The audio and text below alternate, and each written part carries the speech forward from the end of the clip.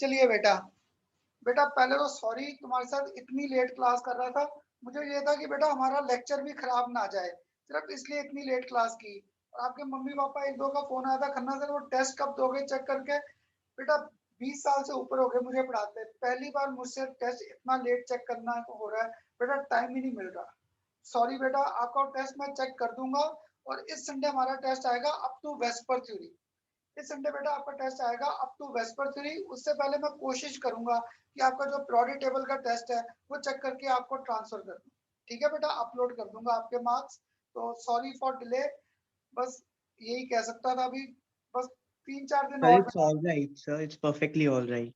Sorry बेटा, मुझे खुद फील हो रहा है कि 20 साल से ऊपर हो गए, आज तक कभी ऐसा नहीं हुआ था कि मैंने टेस्ट लेट चेक किया हो। पर इस बार फंस गया मैं, और बच्चों के कारण हो गया। अगर मुझे कुछ हुआ होता कोई प्रॉब्लम नहीं थी, पर तुम बच्चों को कभी कुछ नहीं होना चाहिए। आपके या मेरे जैसे मैं मम्मी पापा हूँ, हमें कुछ हो जाए कोई बात नहीं है, हम लोग बेयर कर लेंगे। पर तुम बच्चों के साथ बुरा हम लोग कभी भी नहीं चाहते हो। पर तुम सारे भी ठीक रहो। सिलेबस हमारा बेटा टचवुड ठीक चल रहा है। तो मुझे था कि हमारा लेक्चर कंटिन्यूटी में खराब ना हो, इसलिए बेटा एक आज और एक शायद नेक्स्ट क्लास, ये 2 क्लासेस 9 बजे रखूंगा, ताकि सुबह मेरा पीजीआई में टाइम टाइम चला जाता है, तो शाम को हमारी क्लास खराब ना जाए। ठीक है बेटा, सिर्फ 2 क्लासेस, एक आज और एक शायद नेक्स्ट क्लास, वो भी 9 PM कर लूंगा मैं। ठीक बेटा, बुरा तो नहीं लगेगा ये 2 क्लासेस ऐसे अगर लगा दी? No, sir. चलो थैंक यू बेटा, थैंक यू जी। अब बेटा मुझे ये बताओ, ये तो होगी मेरे घर की बात।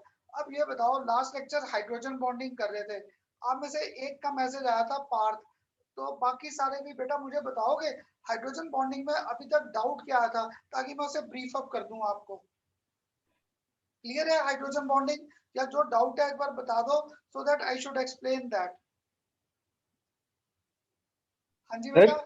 हाँ जी सर हम कौन से एलिमेंट के ऊपर पार्शियल पॉजिटिव लगाएंगे और पार्शियल नेगेटिव लगाएंगे? बेटा देख, जो इलेक्ट्रॉन पेयर को अपनी तरफ अट्रैक्ट करेगा, अगर अट्रैक्ट करेगा तो उस पे इलेक्ट्रॉन क्लाउड ज्यादा चला गया, तो that will develop partial negative. और जिस हाइड्रोजन से इलेक्ट्रॉन पेयर क्या जा रहा है दूर, that will acquire partial positive charge. जैसे लाइक एक सिंपल सा एग्जांपल एच एफ, इधर भी मेरे पास क्या था एच एफ। तो एच और एफ में फ्लोरीन ज्यादा इलेक्ट्रोनेगेटिव है, तो इसमें पार्शियल नेगेटिव, इसमें पार्शियल पॉजिटिव, इसमें पार्शियल नेगेटिव और इसमें पार्शियल पॉजिटिव। तो इसमें नेगेटिव में और इस पॉजिटिव में एक नया फोर्स ऑफ अट्रैक्शन आ गया। This new force of attraction is basically known as hydrogen bond. तो हाइड्रोजन बॉन्डिंग के कारण मॉलिक्यूल्स के आगे पास, अगर पास आ गए तो गैस लिक्विड में, और लिक्विड जा सकता है सॉलिड फॉर्म में। First concept. सेकंड क्या था, their boiling point will increase. तो जहां पर हाइड्रोजन बॉन्डिंग आ गई, our force of attraction become stronger, so boiling point will increase. मैंने आपको सिंपल सा एग्जांपल दिया था, एक बीकर में वाटर है और एक बीकर में क्या पेट्रोल। तो वाटर में हमारे पास हाइड्रोजन बॉन्डिंग थी, और पेट्रोल में हमारे पास क्या थे alkanes, which are having weakest force of attraction, that is van der Waals forces. वो बेटा अगर आपने 10th में पढ़ा गुड, नहीं तो स्टेट्स ऑफ मैटर में different types of force of attraction आएंगे, तो वहां पे इनमें सबसे वीकेस्ट फोर्स था वैन डर वाल्स फोर्सेस। शायद आपके किसी टीचर ने 10th क्लास में एल्केन एल्कीन आइंस में कहा होगा, these are having weakest force of attraction, that was our van der Waals forces. तो क्या हुआ, बॉन्डिंग होने के कारण हाइड्रोजन बॉन्डिंग, वाटर का बॉइलिंग पॉइंट हाई, और सारे के जो हमारे पास एल्केन एल्कीन आए थे, they were having low boiling point associated with them. Clear? तो बात बस ये डाउट आया था बेटा पार्शियल नेगेटिव और पार्शियल पॉजिटिव का। अब क्लियर? Yes sir. चलो गुड। तो क्लियर। बेटा एक फिर मुझे बता दो, आगे बढ़ने से पहले, सिर्फ 3 एलिमेंट्स नाइट्रोजन ऑक्सीजन और फ्लोरीन, है ना, सिर्फ ये 3 एलिमेंट्स क्यों हाइड्रोजन बॉन्डिंग अंडरगो करते हैं, why? Sir small size, Sir, good. क्योंकि साइज स्मॉल होता है, इलेक्ट्रोनेगेटिव होता है। Electronegative nature. बहुत अच्छा, मींस मेरा लेक्चर लास्ट टाइम का क्लियर था। These are having very small size and highly electronegative. और आखिर में बेटा मैंने आपको दो बॉन्डिंग के कंसेप्ट बताए थे, टू टाइप्स, इंटरमॉलिक्यूलर और सेकंड कौन सा था, इंट्रामॉलिक्यूलर। आपको कहा था इंटर दो, तभी जितने एग्जांपल्स लास्ट लेक्चर में किए थे, एचएफ, और कौन सा किया था NH3, और कौन सा किया था H2O, इन तीनों में हमारे पास क्या था, हाइड्रोजन बॉन्डिंग का ही कंसेप्ट था। क्लियर? तो इन सब में हमारे पास क्या था, bonding was taking place between two molecules. तो these were examples of our intermolecular hydrogen bonding. ये सारे एग्जांपल थे इंटरमॉलिक्यूलर के। आज बेटा मुझे आपके साथ एग्जांपल्स क्लियर करने थे ऑफ इंट्रामॉलिक्यूलर हाइड्रोजन बॉन्डिंग। तो ये जो इंट्रामोलिकुलर है ना बेटा, ये हमारे ऑर्गेनिक केमिस्ट्री में एग्जांपल्स आएंगे। तो बेटा आज थोड़ा सा ध्यान से मेरे साथ इंट्रामोलिकुलर के हाइड्रोजन बॉन्डिंग के फिगर्स ध्यान से देखना कैसे ड्रॉ करता था। मैंने बड़ा नाम नहीं लिखा, पहला मैंने आपके साथ क्या बना दिया, बेंजीन रिंग। बेंजीन रिंग इसके ऊपर मैंने यहाँ पे लगा दिया OH ग्रुप, बेंजीन पे OH, तो बेटा इसे हम लोग नाम देते हैं फिनोल। बेंजीन के ऊपर मैंने ग्रुप अटैच कर दिया OH, तो दिस बिकम्स फिनोल। तो याद है मैंने जब डाइपोल मूवमेंट कहा था तो मैंने आपको ये कंसेप्ट बताया था, ग्रुप यहाँ पर भी आ सकता है, यहाँ पर भी और यहाँ पर भी। किसी को अगर याद हो, यहाँ पे नाम क्या आता था, ऑर्थो, यहाँ पर ग्रुप को नाम देते थे मेटा, यहाँ पे ग्रुप को नाम क्या देते थे, पैरा। तो बेटा मैंने आज आपके साथ एक नया एग्जांपल लिखा, बेंजीन रिंग। बेंजीन रिंग के ऊपर OH तो था, OH तो है, मैंने साथ में यहाँ पर एक और ग्रुप अटैच कर दिया NO2, this is our nitro group. बेटा ये ऑर्गेनिक में 12th क्लास में आएंगे हमारे पास। तो जब यहाँ पे नाइट्रो ग्रुप आया, किस पोजीशन पे आया, ऑर्थो, तो बेटा इसका बड़ा सा नाम आ गया ऑर्थो नाइट्रो, और साथ में क्या आ गया, फिनोल। तो बेटा ये पहला एग्जांपल था आज हमारा, ortho nitro phenol which undergoes our hydrogen bonding. और कौन सा bonding takes place within the molecule. अगर यहाँ पे bonding within the molecule है तो this was example of our intramolecular hydrogen bonding. तो बेटा ये 11th में टाइप्स के बेस पे एग्जांपल आ जाता है। कंपटीशन में बड़ी बार आपको ऑर्थो और पैरा का कंपैरिजन आया है, क्योंकि ये हमारे 12th क्लास में टॉपिक रिपीट होगा। तो बेटा देखो नाम याद करना आसान कैसे, बेंजीन पे OH तो फिनोल। अब ऑर्थो पे आ सकता है मेटा पर और पैरा पर। मैंने नाइट्रो ग्रुप अटैच किया ऑन दिस पोजीशन ऑर्थो पे, तो इसका बड़ा सा नाम क्या आ गया, ऑर्थो नाइट्रो फिनोल। बेटा ये मैंने कैपिटल लिखा है ताकि आपको पढ़ना आसान हो जाए, नहीं तो बुक्स में हमारे पास क्या है, ऑर्थो, हम लोग जो हमारे पास नया साइन डिमेंशन है उसमें सारा का सारा नाम हमारे पास क्या होता है, रनिंग है। तो बेटा ये मेरी राइटिंग भी गंदी, कहीं से पढ़ा नहीं जाता है, इसलिए मैंने कैपिटल लिख दिया। तो आप बस ध्यान रखना, these names are written in our running है। तो इसका नाम आ गया ऑर्थो नाइट्रोफिनोल। अब बताओ बेटा पहले सबको ऑर्थो नाइट्रोफिनोल स्ट्रक्चर ड्रॉ करना क्लियर हुआ? Yes, Yes, sir. sir. Yes, sir. Clear, Yes, good sir. Good. अगर ये स्ट्रक्चर क्लियर है, अब याद है खन्ना सर ने आप सबके सर साथ, हाँ जी बेटा, सर इंट्रा का मतलब क्या हुआ सर? बेटा intra, intra means when bonding takes place within the molecule. देखना अब इसका जब स्ट्रक्चर एक्सपैंड करूंगा ना, इसमें hydrogen bonding within the molecule होगा। इसलिए मैंने आपको लास्ट टाइम याद है एग्जांपल दिया था, आपके स्कूल में 10th और 12th का मैच हुआ, 10th और 12th क्लास, तो that cricket match was intra, intra with in your own school. हाँ अगर बोलूं 10th क्लास और 12th क्लास तो that was inter class, inter class that mean दो अलग क्लासेस का मैच। तो बेटा ऐसे inter molecular hydrogen bonding when bonding takes place between two molecules, और जब interact that means when bonding takes place within the molecule, उसका पहला एग्जांपल था ऑर्थो नाइट्रोफिनोल। अब याद है तुम सबने जब मेरे साथ फर्स्ट लेक्चर किया था इंट्रोडक्शन में, तब आप सबको ऑर्गेनिक टफ लगती थी। मैंने आपको कहा था ऑर्गेनिक आसान है, स्ट्रक्चर्स को एक्सपैंड करो। तो बेटा बस मैंने स्ट्रक्चर को थोड़ा सा एक्सपैंड किया। तो देखो यहाँ पर बेंजीन रिंग, यहाँ पर OH ग्रुप है, मैंने इस OH ग्रुप को एक्सपैंड किया। यहाँ पे नाइट्रो ग्रुप है, तो नाइट्रो ग्रुप बेटा डबल बॉन्ड, और यहाँ पर क्या आ गया O, इस पे प्लस था और इस पे चार्ज क्या था, नेगेटिव।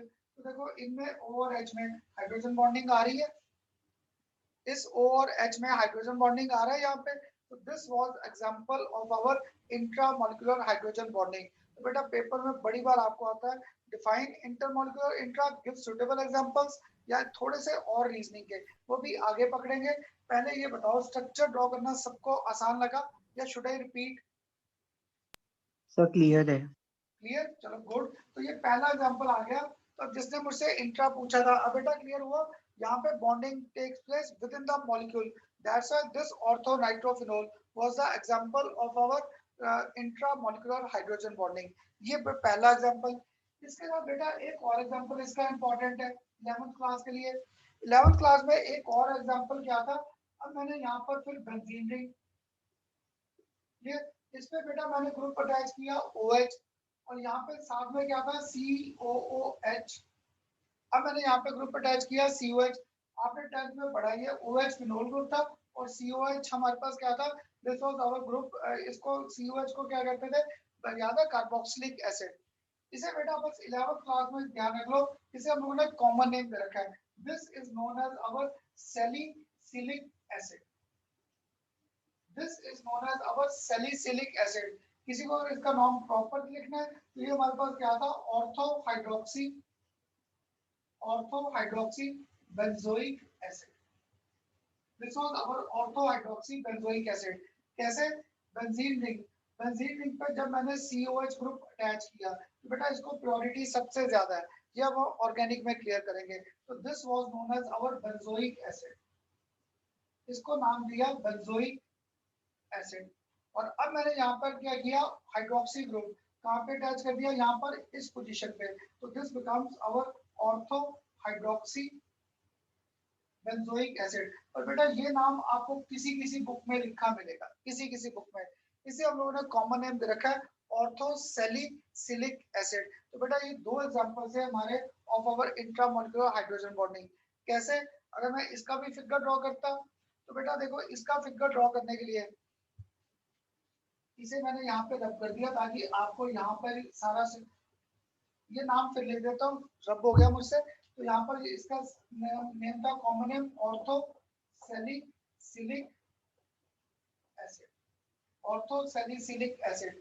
तो बेटा देखो यहाँ पर भी मैंने स्ट्रक्चर्स को एक्सपैंड किया। ये आ गई मेरे पास बेंजीन रिंग, यहाँ पे मेरे पास आ गया O और H, यहाँ पर मेरे पास आ गया C डबल बॉन्ड O और OH। क्लियर। तो देखो इस OH और ऑक्सीजन में यहाँ पर हाइड्रोजन बॉन्डिंग आ सकती है, क्योंकि बेटा कार्बोक्सिलिक एसिड याद है 10th में आपने पढ़ा होगा, C डबल बॉन्ड O और यहाँ पर क्या था OH। तो ये था हमारे पास कार्बोक्सिलिक एसिड का फॉर्मूला। तो बस मैंने आपको एक लॉजिक दिया था, मुझे ये स्ट्रक्चर ड्रॉ करने आसान लगते हैं। हाइड्रोजन और 3 एलिमेंट्स है, नाइट्रोजन, ऑक्सीजन और फ्लोरीन, इन्हें किसी तरीके बस आमने सामने ले आओ। जैसे ही आमने सामने आएंगे हमारे पास हाइड्रोजन बॉन्डिंग का कंसेप्ट आ जाएगा। तो these were 2 examples for our 11th class, ortho hydroxy benzoic acid या सैलिसिलिक एसिड, और दूसरा क्या था ortho nitrophenol. In this also bonding was taking place within the molecule. So these two are examples of intramolecular hydrogen bonding. तो बेटा अब बताओ मेरे साथ, ये स्ट्रक्चर सबको क्लियर हुए कैसे ड्रॉ किए? ये थोड़े Yes, टिपिकल sir. थे, इसलिए मैंने ना लास्ट लेक्चर नहीं किए थे, मैंने कहा था आज करेंगे। क्लियर? Yes, sir.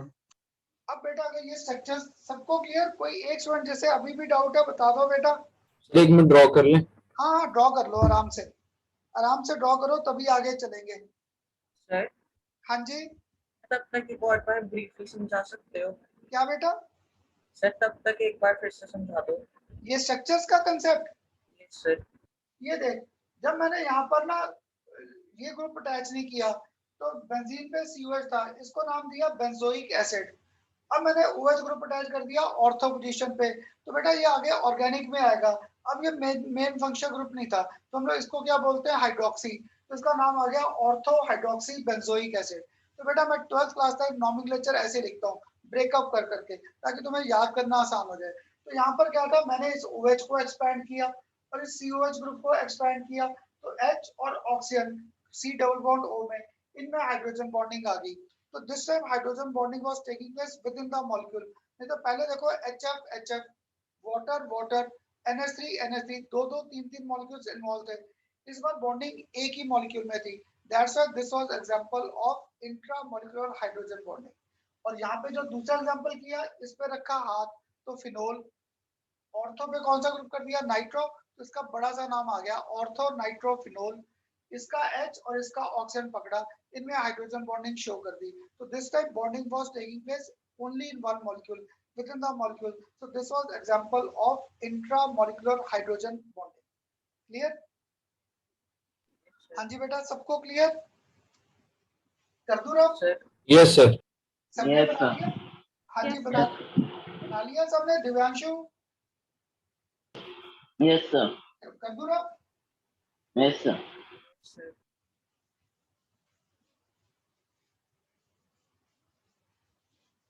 अब देखो बेटा, अगर ये स्ट्रक्चर्स क्लियर थे, अब इनका रीजनिंग का क्वेश्चन आ रखा है, किसका बॉइलिंग पॉइंट हाई है, इंटर का या इंट्रा का।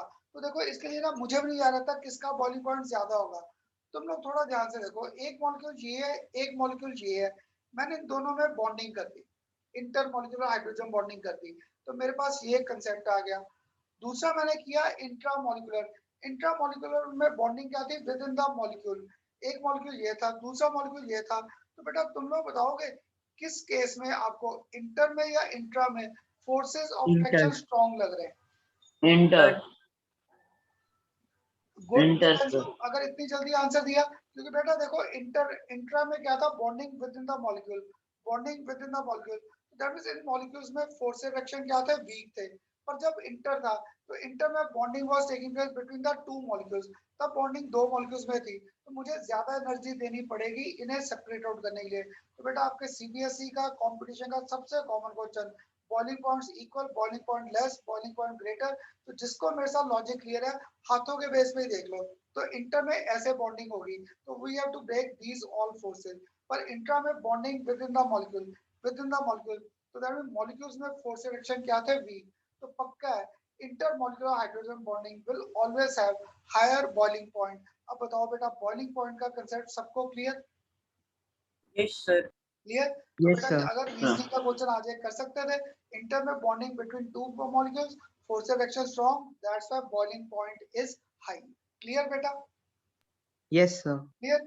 अब बेटा इसके बाद ना तुम लोग याद है 10th क्लास में वाटर के दो एबनॉर्मल कैरेक्टरिस्टिक्स पढ़ते होगे, वाटर के टू एबनॉर्मल कैरेक्टरिस्टिक्स है किसी को ध्यान में, क्या थे वाटर की टू एबनॉर्मल प्रॉपर्टीज?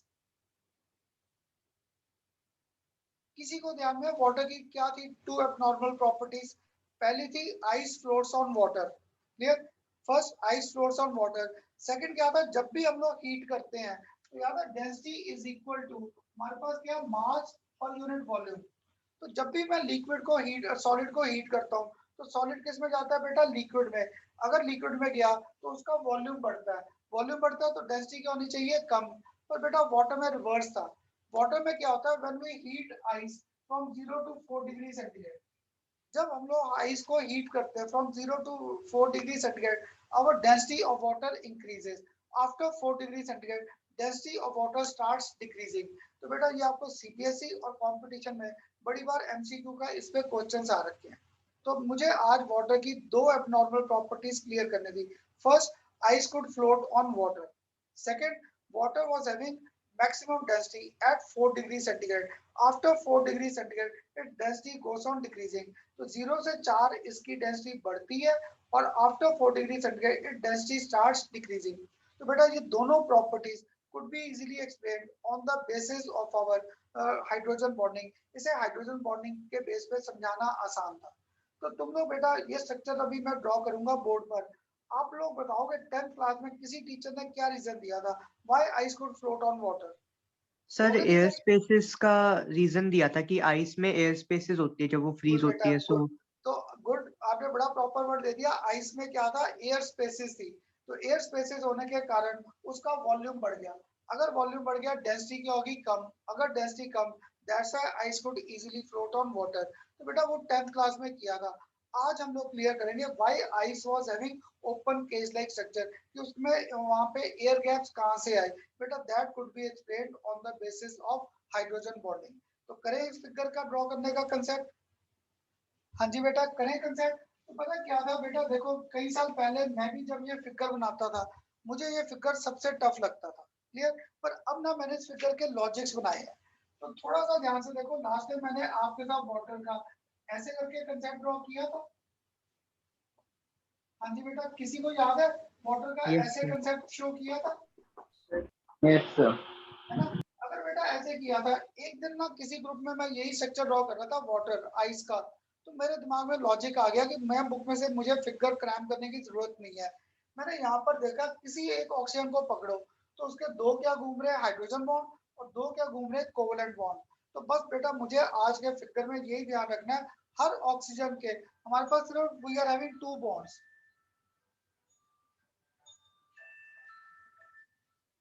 ठीक है बेटा, तो मेरे पास हर ऑक्सीजन के यहाँ पर दो बॉन्ड्स हैं, दो हाइड्रोजन बॉन्ड है और दो कौन से है, कोवलेंट बॉन्ड। तो हर ऑक्सीजन के चार बॉन्ड बस पूरे करेंगे। देखना हमें ये फिगर ड्रॉ करना बड़ा आसान है।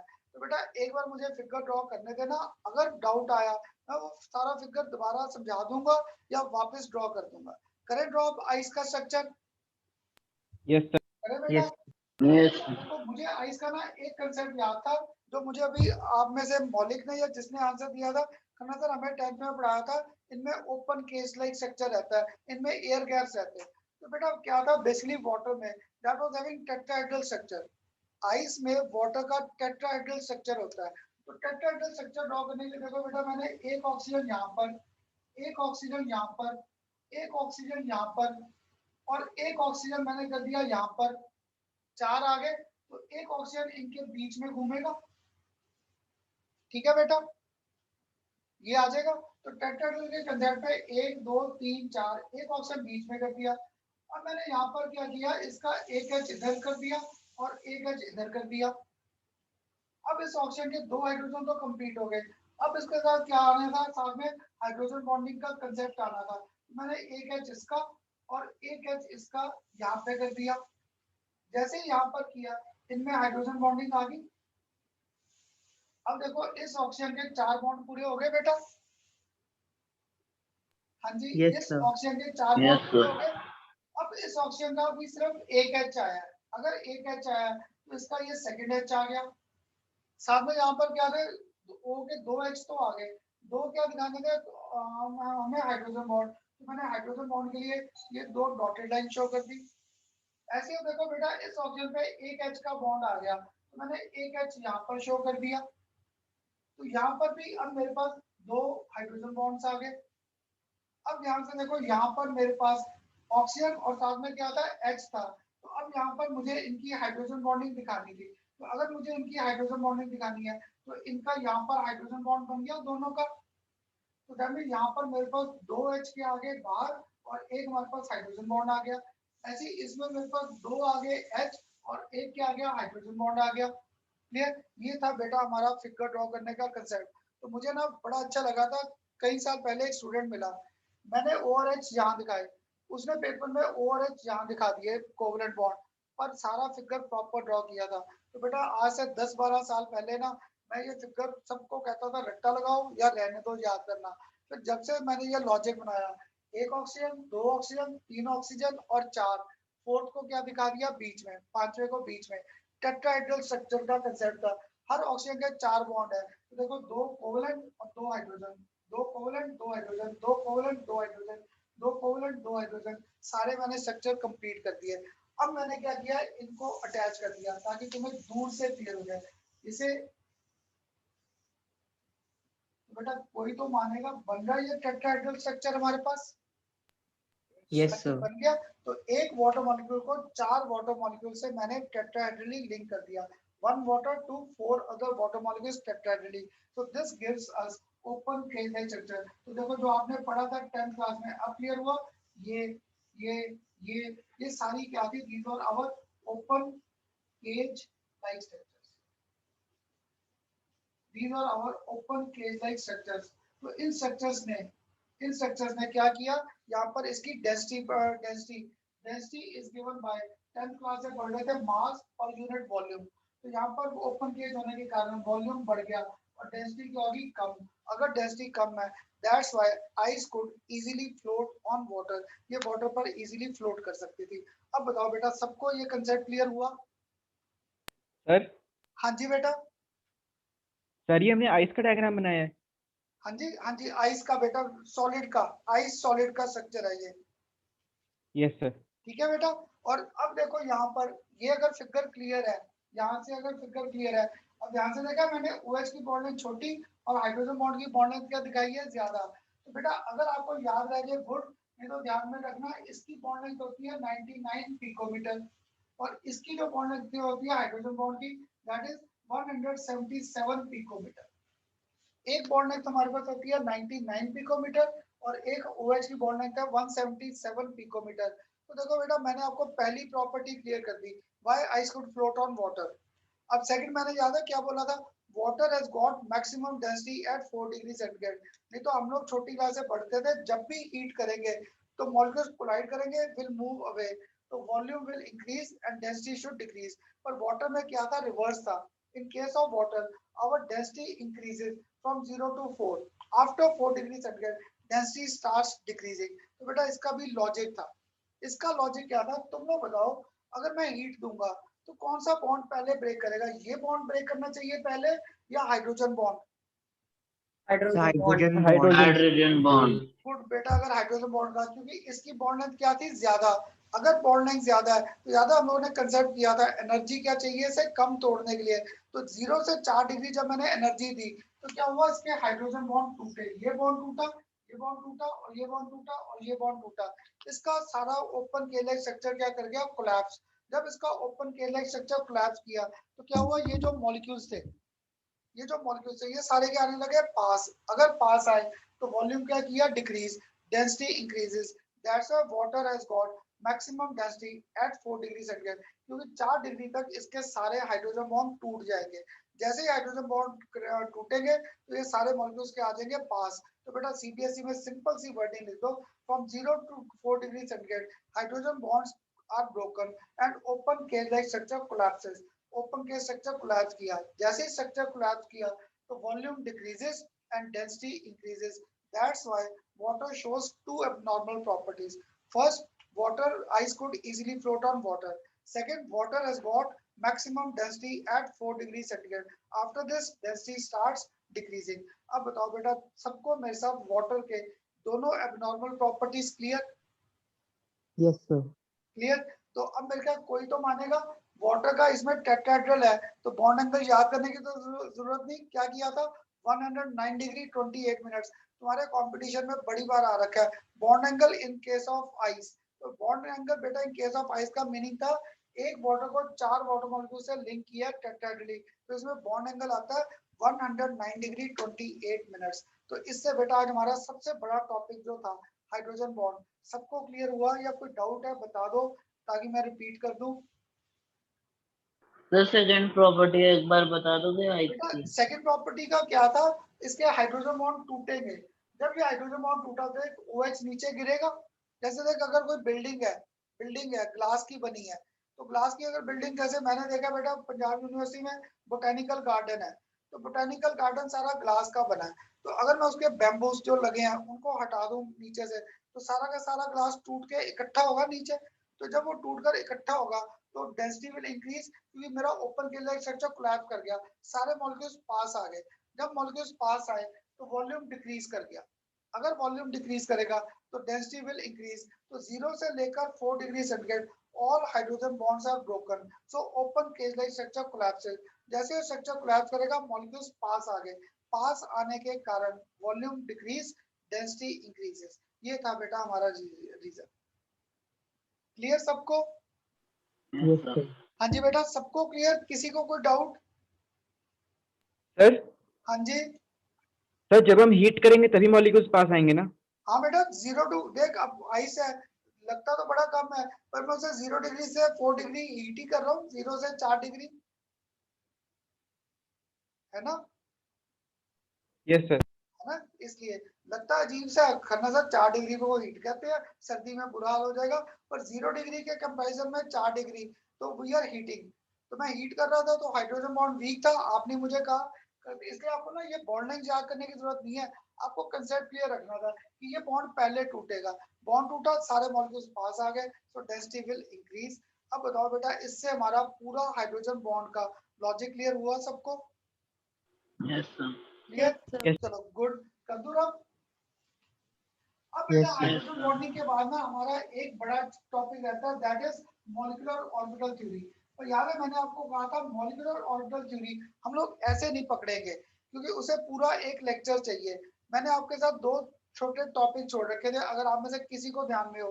एक मैंने आपके लिए टॉपिक छोड़ा था दैट वाज आवर फिजांस रूल, आपको पीछे कहा था पेज छोड़ देना, अगर नहीं ध्यान में छोड़ रखा है किसी को ध्यान में है, जहाँ पे हमने डाइपोल मूवमेंट के कंसेप्ट किए थे, मैंने वहां कहा था स्पेस छोड़ देना एक पेज, वहां पर हम लोग फिजांस रूल करेंगे। तो बेटा आपके सीबीएसई में ये फिजांस रूल बड़ी बार एक्सप्लेन करना आ रखा है।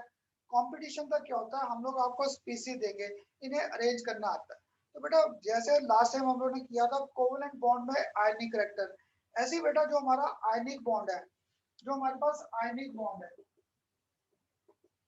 ionic bond, these have got covalent character associated with them। इनके साथ क्या होता है covalent character, these have got covalent character associated। तो बेटा मैं आपको क्या करूंगा पेपर में, जैसे NaCl, ये एक दे दूंगा NaBr, एक आपको दे दूंगा NaI, देखो NaCl छोटी क्लास से पढ़ा था, Na प्लस और Cl नेगेटिव आयनिक बॉन्ड है, ये तीनों आयनिक बॉन्ड थे, पर इन तीनों में हमारे पास क्या था, कोवेलेंट कैरेक्टर था। तो पेपर में सबसे कॉमन क्वेश्चन आ जाता है एमसीक्यू का, arrange them on the basis of increasing और डिक्रीजिंग कोवेलेंट कैरेक्टर। तो बेटा आज मैंने आपको समझाना था, कोई भी बॉन्ड हमारे पास 100% आयनिक नहीं है, उसमें कुछ ना कुछ परसेंटेज कोवेलेंट कैरेक्टर की भी है। क्लियर? तो कोवेलेंट का एक ही कंसेप्ट था, कोवेलेंट में शेयरिंग का कंसेप्ट आता है। तो बेटा थोड़ा सा ध्यान से ना अब इस एग्जांपल को समझना, मैं भी आपको पूरा डिटेल में फिजाज रूल लिखवा दूंगा। क्लियर? सपोज ये मेरे पास पॉजिटिव चार्ज है, ये मेरे पास पॉजिटिव चार्ज था, और यहाँ पर ये मेरे पास क्या था, नेगेटिव चार्ज है। क्लियर?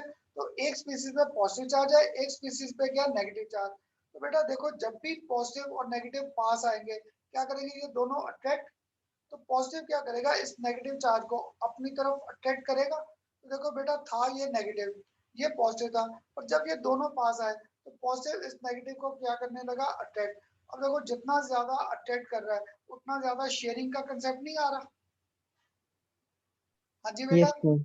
ये पॉजिटिव चार्ज था, ये नेगेटिव था, और जब ये दोनों पास आए, पॉजिटिव क्या करने लगा, नेगेटिव को अट्रैक्ट। तो अगर वो नेगेटिव को अट्रैक्ट कर रहा है तो धीरे धीरे नेगेटिव क्या, ऐसे जितना वो नेगेटिव यहाँ पे डिस्टॉर्ट होगा, यानी ये सिमेट्रिकल था, जितना ये डिस्टॉर्ट होगा उतना शेयरिंग का कंसेप्ट आ रहा है, दैट मींस उतना कोवेलेंट कैरेक्टर ज्यादा हो जाएगा।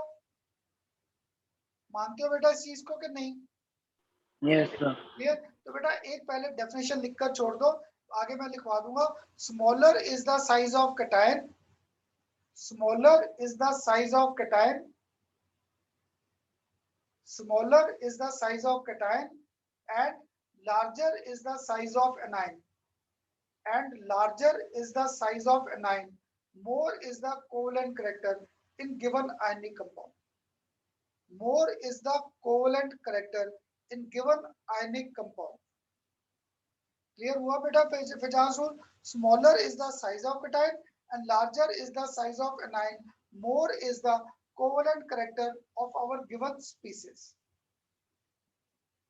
क्लियर? अब एक स्टूडेंट कहता है खन्ना सर ये क्या समझाया, मुझे कुछ नहीं समझ आया। तो बेटा यहाँ पर एग्जांपल के बेस पे करें।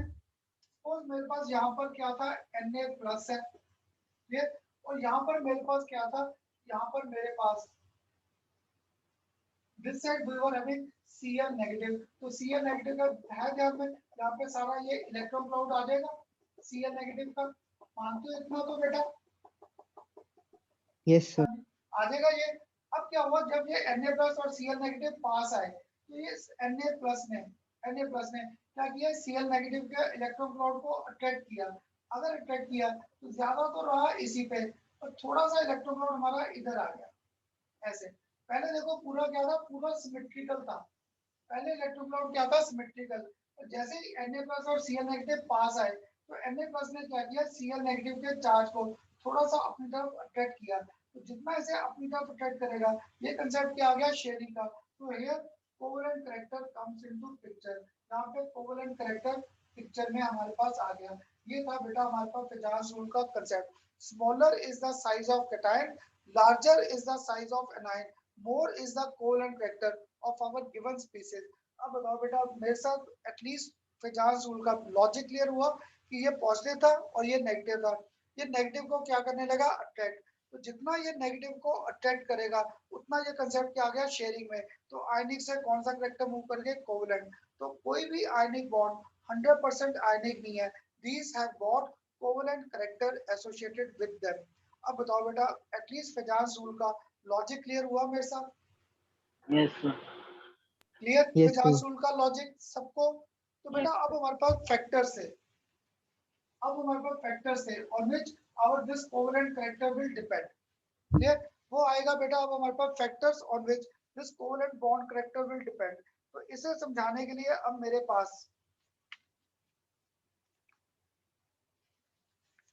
क्लियर, याद है अभी मैंने स्टेटमेंट बोला था, क्या बोला था, smaller the size of cation. तो बेटा इसी लॉजिक को अब एक्सप्लेन करते हैं। Factors which determine, factors which determine covalent character in given ionic compound, in given ionic compound. अभी याद है मैंने पहला फैक्टर क्या बोला था, size of cation, size of cation. तो खुशी तेरे साथ भी याद है मैंने ये फैक्टर तो कर रखा है, F is directly proportional to Q1 Q2 by R square, ये फैक्टर तो कर रखा है ना खुशी आपके साथ भी? हाँ जी, अच्छा खुशी है अभी, हाँ जी खुशी ये किया हुआ ना बेटा तेरे साथ भी कंसेप्ट? हाँ जी खुशी। सर ये तो नहीं किया। नहीं ये किया तेरे साथ जाकर जब प्रोडक्ट टेबल समझाया था, F is directly proportional to Q1 Q2 divided by R square, force of attraction आया ध्यान में? No sir.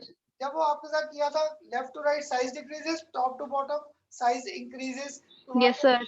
आ गया ध्यान में ना, Q1 Q2 डिवाइड बाय क्या होता यस था, सर। R square. तो बेटा इसी के बेस पे मैंने ये कांसेप्ट क्लियर करना था। तो तुम लोग बताओ, मेरे पास एक साइज ऑफ कैटायन ये है, एक मेरे पास साइज ऑफ कैटायन ये है, क्लियर? तो बताओगे किसके पास पावर ज्यादा होगी टू अट्रैक्ट इलेक्ट्रॉन?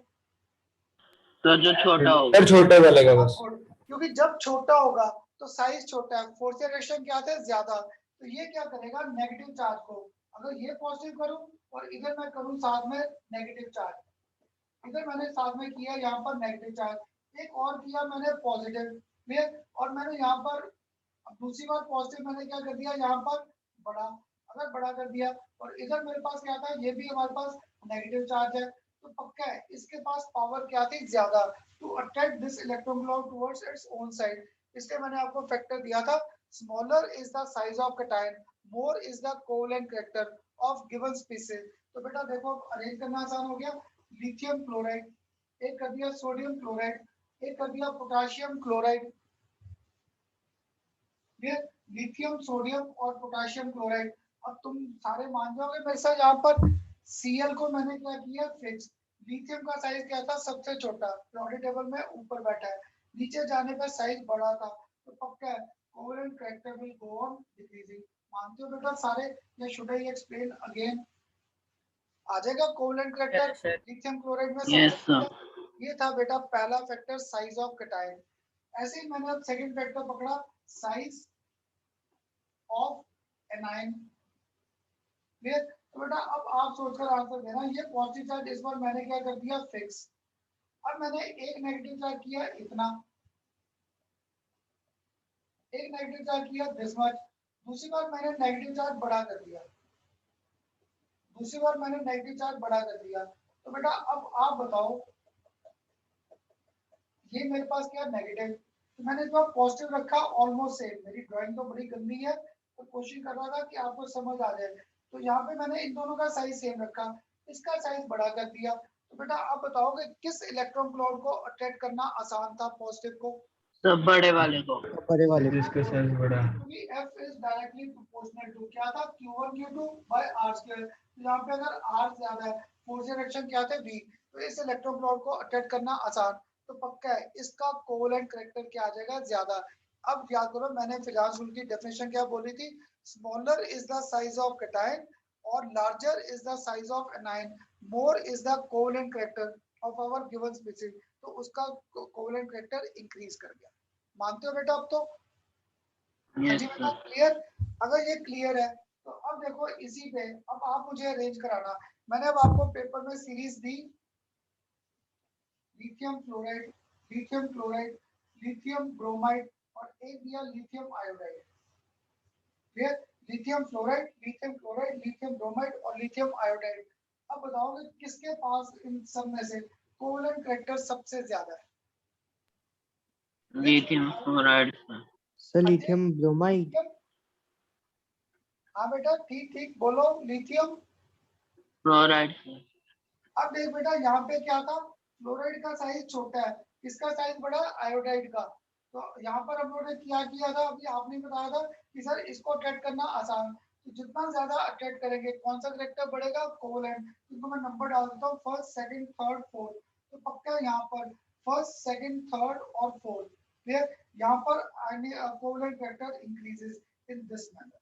यहाँ पे कोवेलेंट करैक्टर इस करैक्टर पे इंक्रीज करेगा। अब बताओ बेटा, सबको क्लियर हुए दो फैक्टर्स? Yes, sir. हाँ जी बेटा, सबको क्लियर? Yes, sir. कोई डाउट तो नहीं है दो फैक्टर्स में? हाँ जी बेटा, Sir, clear है। क्लियर? चलो गुड। अगर अब ये दो फैक्टर्स क्लियर थे, अब बेटा जो थर्ड है, थर्ड, अब ये आप सोचकर मुझे आंसर देना, मुझे नहीं पता। थर्ड फैक्टर मैंने पकड़ा चार्जेस, चार्जेस ऑन आयन। मैंने पकड़ा चार्जेस ऑन आयन। अब मैंने आपको एक दिया सोडियम क्लोराइड, एक मैंने आपको दिया मैग्नीशियम क्लोराइड, एक मैंने आपको दिया एल्यूमिनियम क्लोराइड। अब सोचकर आंसर देना। तुम्हारे कंपटीशन में मोस्टली ऐसी सीरीज आती हैं। वो जो पहली दो की थी ना बेटा, वो सीबीएसई के पेपर में कॉमन है, पर कंपटीशन तक जाते जाते ऐसी सीरीज आ जाती हैं। अब थोड़ा सोचकर आंसर देना, तीनों में से आपको क्या लगता है किस पे कोवेलेंट करैक्टर सबसे ज्यादा होगा? सोचकर आराम एल्यूमिनियम से। क्लोराइड। हाँ जी, एल्यूमिनियम क्लोराइड। ये किसने आंसर दिया है? सर मौलिक। हाँ मौलिक, गुड। क्योंकि देख यहाँ पे क्या था, Na प्लस है, मैग्नीशियम +2 है, एल्यूमिनियम क्या +3, Cl सब पे चार्ज किया -1 है। क्योंकि छोटी क्लास में याद है तुम लोग ऐसे नहीं करते थे, फॉर्मूले बनाते थे, मैग्नीशियम +2 और यहाँ पर Cl क्या होता था माइनस, तो +2 इधर जाता था और माइनस इधर आता था। फॉर्मूला क्या बनता था, मैग्नीशियम Cl2। एल्यूमिनियम क्लोराइड का अगर ध्यान दो 3+ और Cl-, ये इधर आया और 3+ इधर, तो AlCl3। तो क्या था, इस पे चार्ज ज्यादा है। अगर चार्ज ज्यादा है तो F is directly proportional to Q1 Q2 divide by क्या था R²। अगर चार्ज ज्यादा है तो फोर्स ऑफ एक्शन क्या था, ज्यादा। तो this aluminium ion has got more tendency to attract this negative charge towards its own side.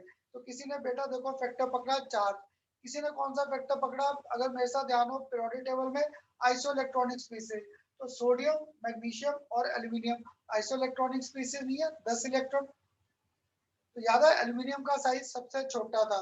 तो चाहे साइज को पकड़ो चाहे चार्ज को पकड़ो, दोनों से हमारे पास क्या था, aluminium chloride will have maximum covalent character associated. अब बताओ बेटा, ये तीन रीजंस क्लियर हुए? Yes, Yes, sir. sir. Clear? ये था आज हमारे साथ फिजान रूल का कंसेप्ट। अब बताओ किसी को फिजान रूल का कोई डाउट तो नहीं है? No sir. No, sir. तो याद है बेटा, मैंने आपको कहा था मैं लेक्चर अपना खराब नहीं करूंगा, क्योंकि ये टॉपिक हमारा बीच में छोटा था। बेटा एक रीजन मैंने छोड़ा है, वो रीजन हम लोग ना अभी नहीं पकड़ेंगे, क्योंकि वो एग्जांपल हमारा 12th क्लास में आएगा कॉपर क्लोराइड का। क्योंकि बेटा अगर अभी किया ना, किसी के समझ आ जाएगा किसी के नहीं। तो कंपटीशन आपने 10th के 11th के बाद नहीं देना, कंपटीशन हमारा 12th के बाद है। तो अभी आप 11th क्लास के बेस पे बस फिजान रूल के ये तीन कंसेप्ट याद रखो। पहला size of cation, second size of an ion, and third charges on our ion, कि मेरे चार्जेस क्या है। तो larger is the magnitude of charge, more is the covalent character of that species. Clear बेटा? Yes, sir. Yes हाँ sir. जी, हाँ जी बेटा, कर दो sir. क्लियर कर दूं ना? Yes, sir. Yes, sir. अब बेटा आपके साथ मैंने आज कहा था ना मॉलिक्यूलर ऑर्बिटल थ्योरी, तो स्टार्ट करेंगे नेक्स्ट लेक्चर। आज तुम्हारे साथ एक और याद है, तुम मुझसे हाइब्रिडाइजेशन का कंसेप्ट पूछते थे करना सर, वो फॉर्मूला क्या है जिससे हम लोग हाइब्रिडाइजेशन जल्दी कर सके। तो बेटा आज आपको वही फॉर्मूला क्लियर करना था। याद है हाइब्रिडाइजेशन किया था sp, sp2, sp3, sp, sp3d, sp3d2 और आखिर में केस कौन सा किया था, sp3d3 किए थे बेटा। यहाँ तक कैसे? इसमें देखो Yes, sir. ऑर्बिटल्स इन्वॉल्वड है 2, इसमें 2 + 1 3, इसमें 3 + 1 4, इसमें 3 + 1 4 + 1 5, इसमें 6 और इसमें कितने ऑर्बिटल्स इन्वॉल्वड है 7, है ना बेटा? इतने ऑर्बिटल्स Yes, इन्वॉल्व थे। यस अब सर। बेटा देखो इस हाइब्रिडाइजेशन के लिए हमारे पास पता क्या, तुम्हारे टीचर स्कूल में कराएंगे, एक आता है फेज रूल, उसमें क्या एक्सेप्शंस बड़ी है। पर बेटा पुरानी बुक्स में हमारे पास था इसमें कोशेंट रूल, इसके लिए आपको दे रखा है कोशेंट रूल। तो बेटा ये जो कोशेंट रूल है ना, ये मैंने आपके साथ कोशेंट रूल का कंसेप्ट, ये कोशेंट रूल ये पुरानी बुक्स में दे रखा है। तो मैंने आपको नोट्स में जो केमिकल बॉन्डिंग के सिनॉप्सिस दिए उसमें ये कोशेंट रूल दे रखा है। Clear? In that I have given this quotient rule. तो बेटा ये क्वेश्चन रूल हमारा बड़ा आसान था। क्वेश्चन रूल क्या कहता था, एक बार ना 3-4 एग्जांपल्स करते हैं, सारा रूल हमारा 8 पे घूमता है। क्लियर? तो बेटा देखो मुझे रूल्स के वो नहीं याद रहते, फर्स्ट रूल फर्स्ट क्या था, स्टेप क्या है, सेकंड क्या है, थर्ड क्या है, फोर्थ क्या है, मुझे नहीं याद। मुझे इतना याद है पूरा का पूरा क्वेश्चन रूल हमारा घूमता है 8 पे। अगर 8 पे घूमता है तो मैंने आज आपके साथ पहला एग्जांपल सिंपल पकड़ा CH4। तो देखो कार्बन के आउटरमोस्ट शेल में कितने इलेक्ट्रॉन थे, 4। हाइड्रोजन का क्या था, 1। तो 1 into 4, total number of electrons के आगे 8। तो बेटा जब भी हमारे पास टोटल नंबर ऑफ इलेक्ट्रॉन्स आए 8 या लेस देन 8, जब भी हमारे पास टोटल नंबर ऑफ इलेक्ट्रॉन्स आएंगे 8 और less than 8, we divided by 2। जब भी मेरे पास टोटल नंबर ऑफ इलेक्ट्रॉन्स आएंगे 8 या 8 से कम, वी डिवाइड बाय 2। अगर 2 से डिवाइड किया तो क्या आ गया, 4। अगर 4 आ गया तो पक्का है this has got sp3 hybridization. इसकी हाइब्रिडाइजेशन क्या आ गई, sp3। क्यों? क्योंकि 4 बॉन्ड। तो that means this was having no lone pair of electron present. क्योंकि 4 बॉन्ड बनने हैं, चारों के चारों क्या थे, बॉन्डेड पेयर थे। तो this was having no lone pair of electrons present. इस उनको डाउट आया करने का क्या बोला है, कैसे किया है। एक और एग्जांपल पकड़ते हैं, PCl5। फास्फोरस के बाहर वाले शेल में याद करो क्या थे, 5। क्लोरीन के कितने थे, 7। तो 7 into 5, total number of electrons के आ गए 40। तो बेटा अब याद रखना, whenever total number of electrons are more than 8, जब भी ये 8 से ज्यादा है, देन डिवाइडेड बाय 8। जब 8 से ज्यादा है, इसे डिवाइड किया 8 से, तो क्या आ गया, 5। अगर 5 आया तो 5 के बेस पे पक्का है हमारे पास इसकी हाइब्रिडाइजेशन क्या आ गई, sp3d। 5 बॉन्ड, 5 ही बॉन्ड बने थे। That means this two has got no lone pair, so these two are having regular geometry present। तो बेटा ये कंपटीशन में या एमसीक्यू में हमें लॉजिक नहीं पूछते, तो बस वहां पे आप सीधा क्वेश्चन रूल अप्लाई करके इसे कर सकते थे। बस लॉजिक में 8 याद रखना, टोटल नंबर ऑफ इलेक्ट्रॉन्स 8 और less than 8 divided by 2। whenever total number of electrons are more than 8, valence shell electrons more than 8 divide by 8, तो हमारे पास क्या आ गया, 5। तो हाइब्रिडाइजेशन क्या आ गई, sp3d। अभी भी अगर किसी को डाउट है, एक और एग्जांपल पकड़ा, SF6। तो बेटा आप बताओ सल्फर के बाहर वाले शेल में कितने इलेक्ट्रॉन्स हैं। हाँ जी बेटा, सल्फर में हाउ मेनी इलेक्ट्रॉन्स, 6। गुड, 6। तो फ्लोरीन में कितने हैं, 7। 7 6 का क्या हो गया, 42। टोटल क्या हो गया, 48। 48 तो इसे डिवाइड क्या किया 8 से, क्या आ गया, 6। अगर 6 आया तो पक्का है इसका हाइब्रिडाइजेशन हमारे पास क्या आ गया, sp3d2। और 6 बॉन्ड, 6 ही बॉन्ड बन रहे, so this two has got no lone pair of electrons present. अब बताओ बेटा क्लियर हुआ ये रूल। Excuse me sir. हाँ जी, सर जैसे अगर total number of outermost electrons 10 आ जाता है हाँ वो और अभी हम लगा करने, जो तेरे दिमाग में घूम रहा है करेंगे, क्योंकि अभी तक तो ये बड़े आसान केस पकड़ रहा था जिनमें डायरेक्ट आंसर आ रहे थे। अब करें एक आध उल्टा केस, यस सर। करें तो गुड, कोई तो मेरे साथ उल्टा सोचता। अब क्या था बेटा, इसमें एक और एग्जांपल मैंने अब ऐड किया। अब मैंने ऐड किया यहाँ पर एग्जांपल, चलो जीनो, और साथ में क्या पकड़ा, F4। क्लियर? तो अब आप बताओगे जीनोन के आउटरमोस्ट शेल में कितने इलेक्ट्रॉन्स है, 7। जीनोन के 8 थे, 8। हाँ जी बेटा, जीनोन के आउटरमोस्ट शेल ऑक्टेट है, octet 8 yes sir. Electrons. 8 fluorine के कितने थे, 7। 7 into 4 क्या आ गया, 28। हाँ जी यस सर। बेटा, 28 28 प्लस 8 कितना आ गया, 36। अब याद है 36 को डिवाइड किससे करना है, 8 से। कर दिया 8 से डिवाइड। क्लियर? यस तो सर। अब देखो मेरा, अब मेरे पढ़ाने का कोई कंसेप्ट क्लियर हो रहा है। मैं हर बार पहले केसेस पकड़ता हूँ आसान, ताकि एक बार कंसेप्ट क्लियर हो जाए।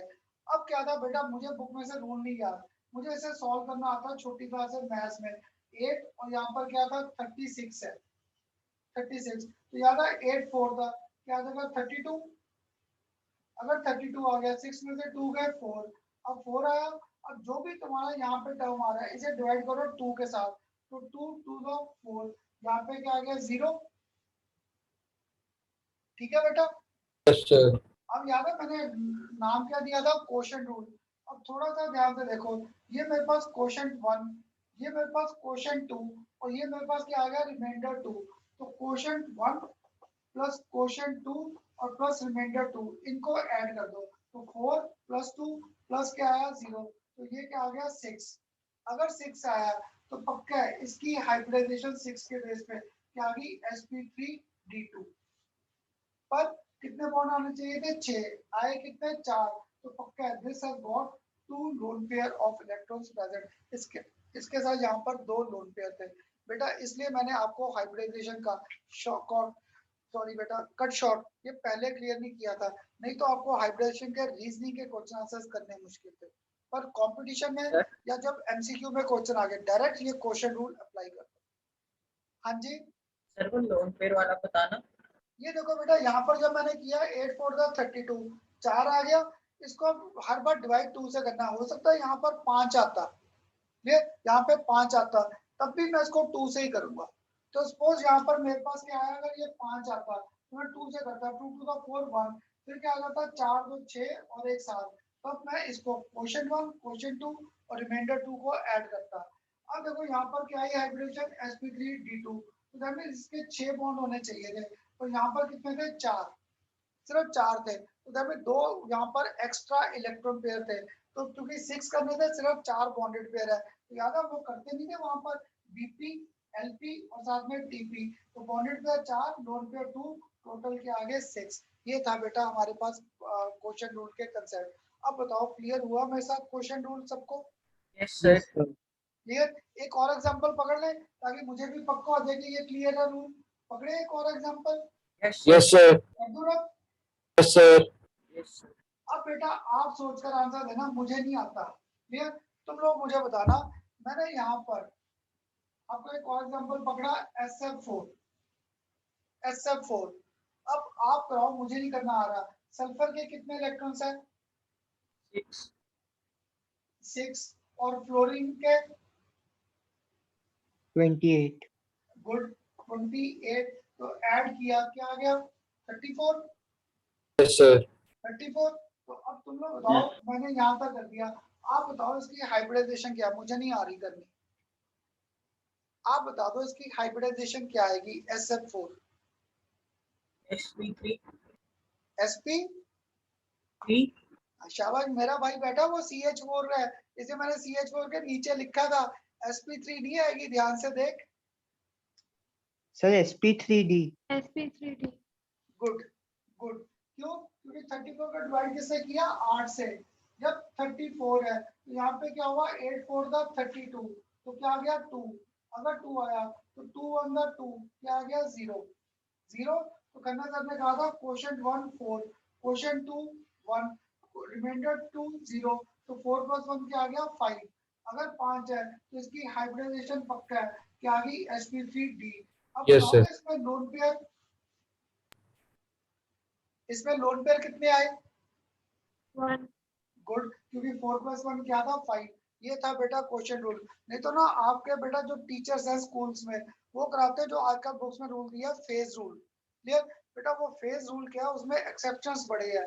तो ये जब मैं पढ़ता था ना तब था ये क्वेश्चन रूल, इसमें सारे हमारे केसेस इंक्लूड हो जाते हैं, ये सबसे आसान था, इसमें कोई अबनॉर्मलिटीज नहीं है। तो तुम लोग पूरे इनऑर्गेनिक में इस रूल को अप्लाई करके, तो जब देखो बेटा सीबीएसई में आपको स्ट्रक्चर्स प्रेडिक्ट करने आए तो स्कूल में तो टीचर्स ये फॉर्मूला गलत कर देते हैं, तो बेस्ट है तुम लोग रफ में काउंटर चेक कर लो। जैसे अभी आप में से एक बोला था SF4 देखकर sp3 हाइब्रिडाइजेशन, है ना? तो बेटा इसको क्वेश्चन रूल से अपने पास क्लियर कर लो। तो अब बताओ बेटा, आज मेरे साथ क्वेश्चन रूल भी अब क्लियर हुआ? Yes sir. Yes, sir. Yes, sir. तो बेटा देखो Yes, आज sir. हमने 3 टॉपिक्स कवर किए, hydrogen bonding, second Fajans rule, और third Quotient rule. Shortcut to predict hybridization या bonded pair and lone pair of electrons in our given species. सबको clear हुआ कि नहीं? Yes, sir. क्लियर? तो कर लो Yes, sir. Yes, sir. Yes, sir. बेटा हमारा एक लेक्चर और लगेगा, that will be on the basis of molecular orbital theory. वो बेटा हो सकता है, मैं आज कौन सा दिन है, वेडनेसडे ना, तो बेटा फ्राइडे भी शायद मुझे हॉस्पिटल जाना पड़ेगा, तो फ्राइडे भी अगर मैंने 3:30 क्लास ना की 9, तो मैं आपको मैसेज कर दूंगा। बस ये 2 क्लासेस मेरे साथ बियर कर लो इतना टाइम, पर मुझे ये टाइम पढ़ाना थोड़ा सा समझ आया सबको? ऐसा तो नहीं किसी को Yes, sir. नींद आ रही थी या भूख लग रही थी? No sir. No, Yes, sir. sir. चलो समझ आ गया लेक्चर आज का? Yes, sir. Yes Sir, Yes, sir. बेटा ये लेक्चर ना मैं अभी अपलोड भी कर दूंगा, थोड़ा टाइम लगेगा इसे प्रोसेस करने में, 2-2.5 घंटे लगते हैं, तो मैं आपको और टाइम हो जाएगा, 12:30 1 बजे आपको अपलोड कर दूंगा मैं आपके व्हाट्सएप पे, ठीक? sir, Yes, sir. Okay, sir. ठीक बेटा। सर हाँ जी, सर एक चीज बता सकते हो हाँ हाँ पूछ। सर कि हमें कैसे पता लगेगा कि sp3 आएगा, sp3d आएगा, कुछ भी आएगा? बेटा ये देख, जब मैंने ऐड किया 4 + 1 0 क्या आया था 5, अगर 5 आया तो देख 5 के लिए सिर्फ यही हाइब्रिडाइजेशन है sp3d, 3 + 1 4 Okay, + sir. 1 5, okay sir. ठीक। जब मैंने वो किया था जाकर इसमें CH4 में 4 आया था, 4 आया था तो पक्का है हाइब्रिडाइजेशन फिर sp3 ही होगा, 3 s के और 1 s का, 3 p के और 1 s का, 4 ऑर्बिटल्स, क्लियर है सर? ठीक क्लियर? Yes sir. चलो ओके बेटा, ओके जी, thank you sir. Thank you, sir. Okay बेटा, Thank you, Thank you, sir. sir. Okay बेटा, वेलकम जी।